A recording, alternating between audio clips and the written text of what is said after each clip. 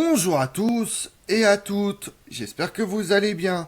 Aujourd'hui on s'intéresse à une arme oubliée par les historiens, le cinéma et presque par tout le monde. Pourtant, la marine romaine comptait environ 40 000 marins à son apogée contre 140 000 légionnaires. Pendant 12 siècles, elle a joué un rôle essentiel dans l'extension et la défense de l'Empire romain centré sur la Méditerranée. Partons ensemble découvrir la marine romaine. Les légions romaines ont conquis le monde méditerranéen à la force du pilum. Mais les soldats romains n'ont pas toujours voyagé à pied, loin de là.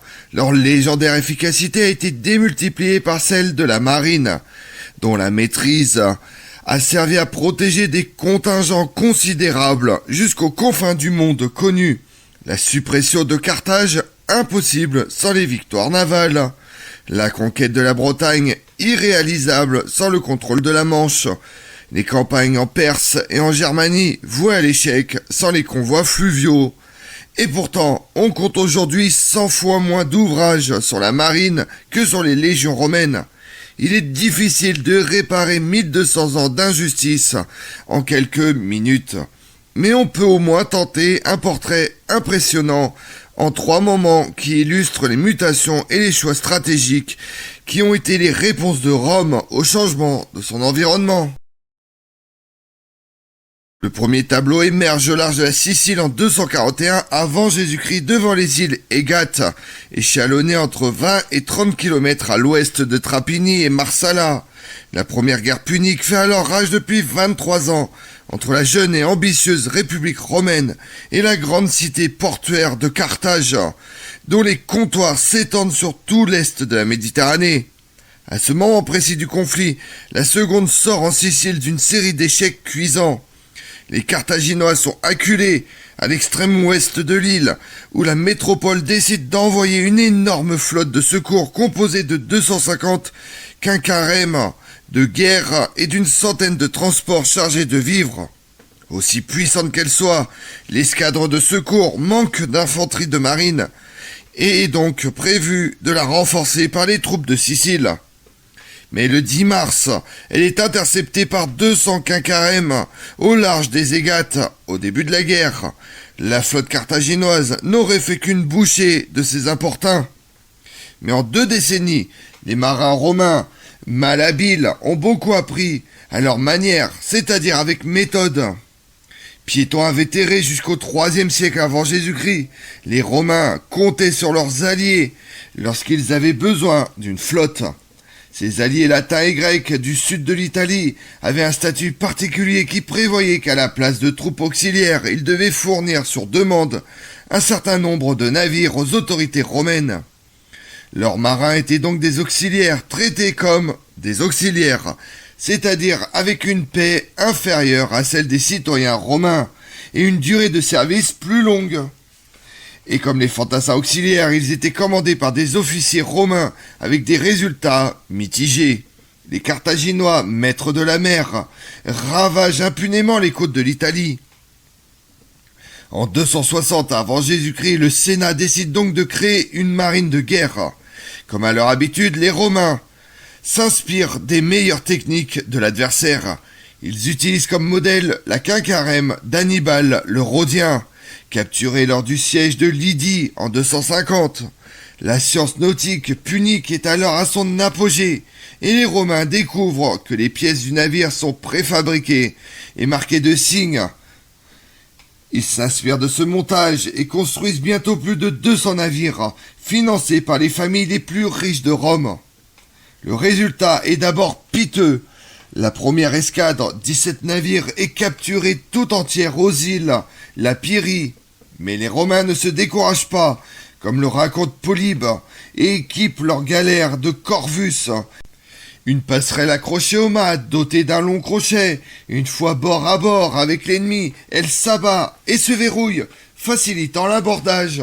L'innovation sera abandonnée ensuite, sans doute parce qu'elle déséquilibre trop ces navires étroits, par nature instables. Mais entre-temps, les Romains ont remonté leur handicap, remporté une série de succès. Mylae 260, Sulci 257, le Cap Bon 255 aux portes de Carthage. En ce 10 mars 241, le scénario se répète aux Égates. Le navire romain, bien garni de légionnaires, écrase les Cacarèmes puniques, pauvres en infanterie. La perte de 120 navires et de 10 000 hommes, et la défaite de trop. Épuisée, Carthage demande la paix. Lors des 2 conflits suivants, elle n'aura plus jamais le contrôle de la mer. Pendant la seconde guerre punique, Hannibal Barca sera même incapable de traverser la Méditerranée pour attaquer l'Italie et passera par les Spagnes et la Gaule. Après le naufrage punique, Rome règne sur les flots sans rival.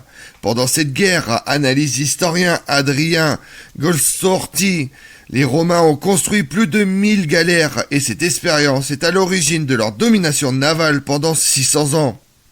Elle sera bien utile pour administrer l'empire immense qu'ils vont se tailler dans les quelques décennies suivantes.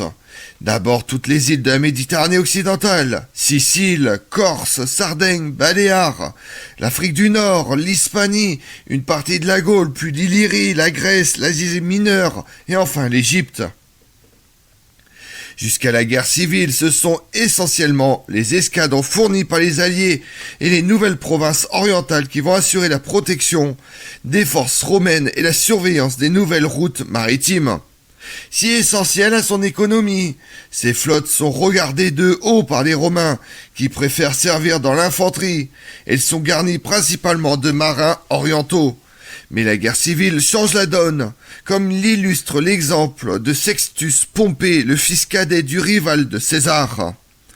Fils de Pompée le Grand, rival de César, Sextus Pompée entretient jusqu'en 36 avant Jésus-Christ la flamme républicaine contre Marc-Antoine et Octave.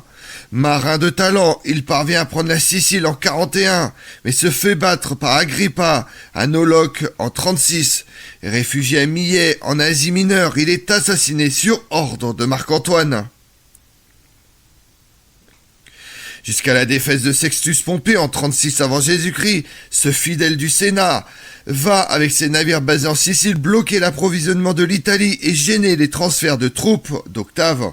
Indispensable pour transporter les soldats utiles pour bloquer les ports, essentiel pour assurer la maîtrise des approvisionnements.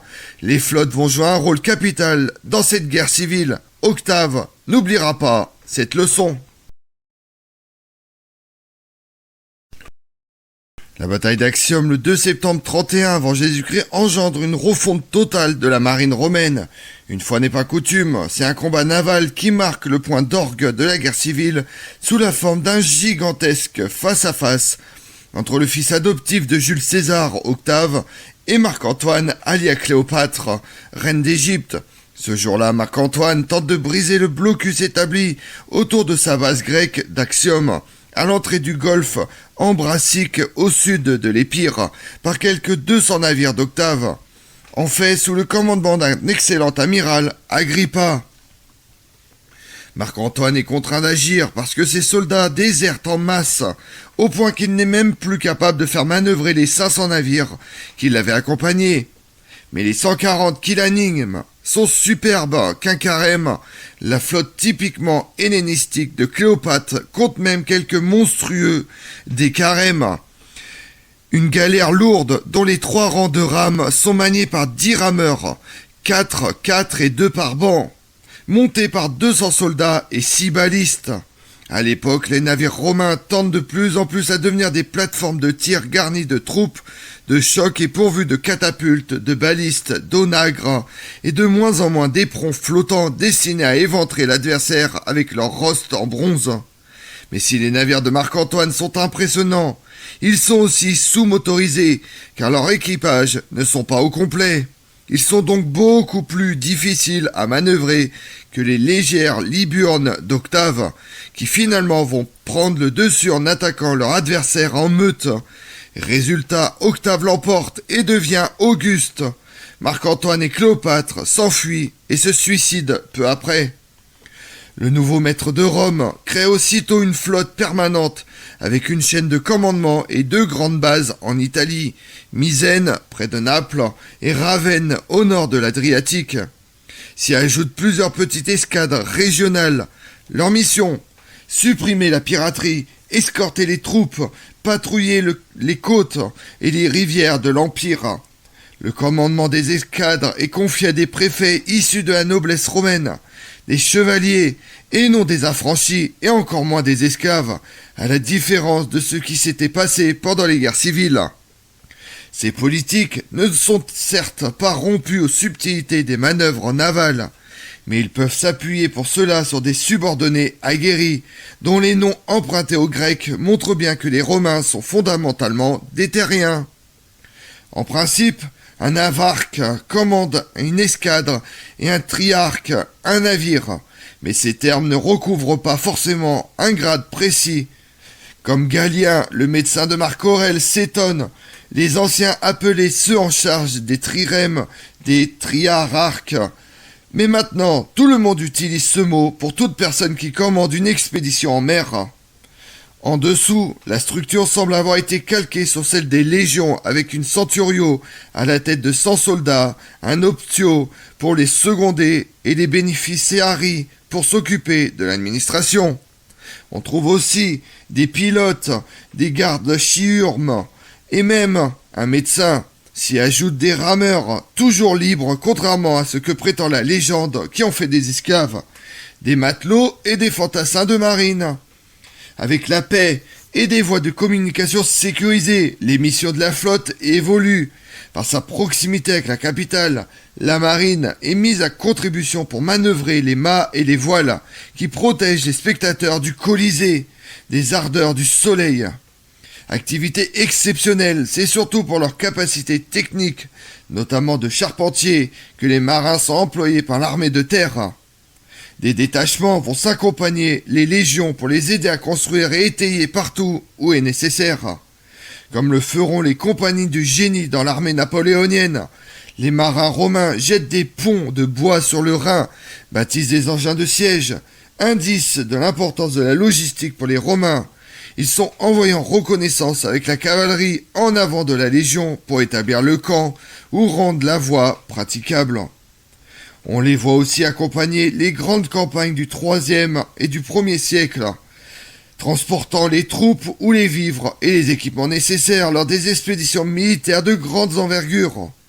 Ils suivent Septime Sévère sur l'Euphrate et le Tigre lors de ses campagnes orientales, assistent les troupes de Trajan lors de la campagne contre les Daces et patrouillent sur le Danube quand Marc Aurèle s'enfonce en territoire marcoman. En 2 siècles, les marins ont ainsi pu se rendre indispensables, mais davantage sur terre que sur mer, où ils n'ont plus d'énigmes. Vers 267, les guetteurs qui surveillent le Bosphore voient immerger de l'horizon une forêt de voiles. Il y a là 2000 à 6000 navires, rassurent l'Historia Augusta et l'historien grec Zosime, transportant, nous dit-on, 326 000 guerriers scythes, Gretiges, Terviges, Gépides, Celtes et Hérules. Un chiffre sans doute surestimé, mais qui suggère tout de même un raid d'une ampleur exceptionnelle. Ces barbares ne sont pas devenus marins et ingénieurs navals brusquement. Ils ont simplement saisi par surprise les flottilles romaines du Danube et de la mer Noire. Sans opposition, ils vont passer en mer Égée, ravager Athènes et la Crète. Leur expédition n'est arrêtée que par l'armée de terre, très loin de ses bases à Naissos, par l'empereur Claude II, 268-270, qui gagne le titre de Gothicus Maximus, c'est-à-dire vainqueur des Goths. Comment une telle incursion est-elle possible dans la Mare Nostrum romaine? C'est que la crise du IIIe siècle change à nouveau fondamentalement le rôle de la marine. Les peuples venus de l'Est de l'Empire romain profitent du désordre interne pour s'emparer de terres. Rome tente d'y répondre en interdisant la traversée des grands fleuves, notamment le Danube et le Rhin, les nouvelles frontières à défendre. Progressivement, l'effort naval est ainsi dirigé vers l'intérieur, comme le confirme la Notitia d'Inictatum, ce document du début du 5e siècle, qui identifie toutes les unités disponibles et leur affectation dans l'Empire. Liste ainsi 60 unités fluviales, soit 2 fois plus que le nombre d'escadres maritimes proprement dites. Ces unités sont pourtant plus qualifiées de flottes. Comme le souligne l'historien David Masson, chaque navire, quelle que soit sa taille, devient désormais une centurie dirigée par un centurion, Cela inclut non seulement le personnel strictement militaire, archers, artilleurs, fantassins de marine, mais aussi les rameurs et l'équipage. C'est évident par la façon dont tous se réfèrent au terme de miliciacé, plutôt que dans leur fonction propre. Avec la montée en puissance des unités fluviales, les flottes maritimes périclitent. Elles se montrent incapables de contenir les raids menés par les Irlandais en Grande-Bretagne, les Saxons sur le littoral de la mer Noire et les Goths en mer Noire. L'état des grandes flottes, dites prétoriennes, est tel que sous Probus, usurpateur puis empereur de 276 à 282, les Francs peuvent embarquer en Thrace et ravager, raconte Zosime, la Grèce puis la Sicile et l'Afrique, avant de retourner chez eux, sans trouver la moindre flotte pour leur barrer la route. Le cœur même de la vieille Italie devient vulnérable. L'historien Jordanès, qui est alors évêque de Ravenne, rapporte ainsi qu'à l'époque d'Honorius, empereur de 393 à 423, les bassins du grand port militaire sont envasés et remplacés par des jardins. Au IVe siècle, Végès dira même que les flottes de Ravenne et de Misène ont tout simplement cessé d'exister. Publius Flavius Vegesius Renatus dit Végès est un écrivain romain de la fin du IVe siècle et du début du Ve siècle. Son traité relatif aux affaires militaires est une précieuse source d'informations sur l'organisation des armées et de l'armement utilisé en raison des descriptions minutieuses qu'il en livre. Au Ve siècle, les peuples germaniques installés dans les provinces romaines vont profiter du vide pour prendre le contrôle de la haute mer. C'est le cas des Vandales, installés dans l'actuelle Tunisie, dans ce qui est alors la province d'Afrique. En 455, leur flotte remonte le Tibre, pille Rome. Les Goths, qui reprennent le contrôle de l'Italie quelques décennies plus tard, tentent eux aussi de mettre la main sur les juteuses voies d'échange maritimes. Le roi des Ostrogoths et d'Italie, Théodoric le Grand, en fait même un objectif affiché. Dans une lettre au préfet du prétoire, Ambiadinius, il ordonne la création d'une marine capable d'assurer le transport des cargaisons de blé public et le cas échéant de combattre un ennemi. En 550, cette marine est mise à l'épreuve pour ravager la Sicile, que les Ostrogoths vident de son blé et de ses chevaux. Mais Totila, le successeur du grand Théodoric, se heurte alors à une puissance maritime bien établie, celle de l'empereur d'Orient, Justinien. Constantinople a en effet repris le contrôle de l'Afrique du Nord et de la Sicile, ainsi que de leurs riches champs de blé. Voulant mettre un terme aux ambitions des Ostrogoths, Justinien confie à un de ses généraux, l'eunuque Narcès, le soin de reprendre Rome. Pendant l'hiver 550, l'armée byzantine se concentre à Salona, sur la côte dalmate. Les Goths, loin d'être inactifs, tirent parti de leur marine. Totila envoie une flotte de 300 navires vers la Grèce pour couper l'approvisionnement de Narcès en hommes, en vivres et en matériel depuis Byzance. Le succès est au moins partiel, puisque, comme le reconnaît le chroniqueur grec Procope, une partie des navires capturés transportaient des provisions pour l'armée. L'autre intervention navale des Goths sera moins heureuse. Totila ordonne à 3 de ses adjoints, Sipuar, Gibal et Gundulf, de reprendre Ancôme, enlevés par les forces impériales. Ils sont accompagnés de 47 navires destinés à s'assurer un blocus total du port. Mais Narcès dépêche une cinquantaine de ces navires pour desserrer l'étau. L'affrontement qui se déroule au large de Sena Gallica à l'automne 551 est décrit de façon assez précise par Procope, qui dit que la bataille ressemble à un combat à terre. Mais les Ostrogoths n'ont pas l'expérience du conflit en mer et abordent les navires ennemis en désordre en se gênant dans leurs mouvements. Leurs adversaires savent mieux coordonner leurs attaques. Bientôt les Ostrogoths reculent, perdant 36 navires. Acculés à la côte, ils sont forcés d'incendier les 11 autres avant de se réfugier à pied à Oximus, aujourd'hui au Simo, à 15 km au sud d'Ancôme. Et reste que les marins de Narcès n'ont plus grand-chose en commun avec ceux de Sextus Pompée ou d'Agrippa. Ce sont déjà des Byzantins, même s'ils continuent à se faire appeler Romains. Pendant plus de 600 ans, cette marine repoussera les attaques de ses nombreux adversaires et dominera la Méditerranée orientale jusqu'à la conquête arabe. Comme on l'a vu, loin d'être ignorant des choses et des combats sur mer, au contraire, se diffusaient et pensaient les Carthaginois, écrasés lors d'une mémorable bataille navale contre les Romains lors de la première guerre punique, second pilier de l'armée avec la Légion. La marine assure la puissance de Rome dans toute la Méditerranée. Je vous remercie d'avoir suivi cette vidéo en ma compagnie. Si vous voulez connaître mes autres vidéos, retrouvez-moi chaque matin à partir de 6h45 sur ma chaîne YouTube Tout sur l'Histoire avec Damien, mais également sur les réseaux sociaux, Twitter et Instagram, Histoire Damien. Et pensez à liker, commenter et vous abonner. Je vous remercie à tous.